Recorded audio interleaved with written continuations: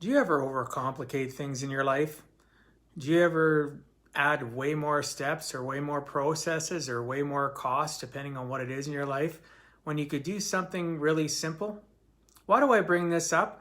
Well, in the last, I don't know, maybe week, maybe 2 weeks, I've heard podcasts from both Tony Watley and also Andy Frisella that have talked about numbers and talked about keeping things simple. And then even came up last night on our RTA call about people and overcomplicating things and not having things in place or processes in place. I know Andy talked about it, not having processes in place.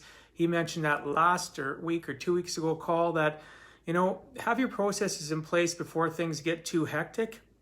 But the thing that is most prominent in my mind right now is a conversation that my dad had with myself and my brother-in-law when we started one of my, probably I think of my second business.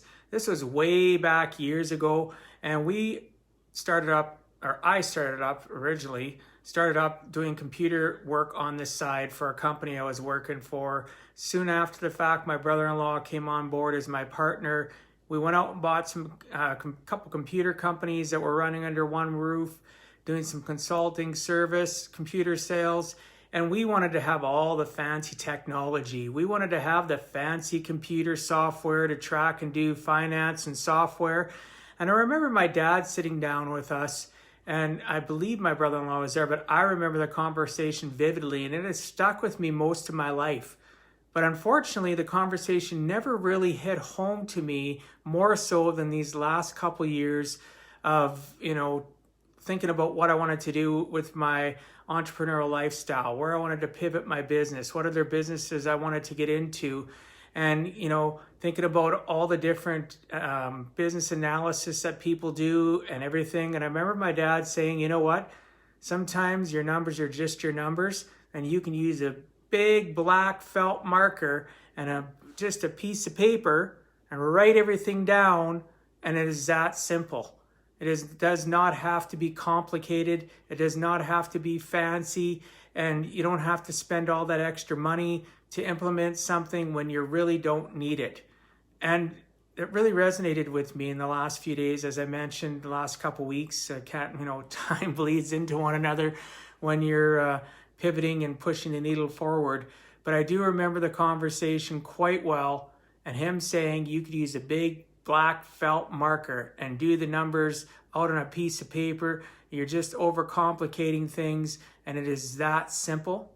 And I hope that resonates with some of you that are thinking about starting your own business, or maybe you have your own business already. Maybe it's a side hustle. You have a 9 to 5 and you're overcomplicating what you need to do to run that business, to push the needle forward, to pivot, to move on. And just remember what my dad told me works for you too. Sometimes all you need is a big piece of paper and a big black felt marker, and you just write the numbers down. Keep it simple. The old KISS principle, keep it simple, stupid, is sometimes the easiest way to push forward instead of overcomplicating it. I know a lot of corporations have done that so long over the years.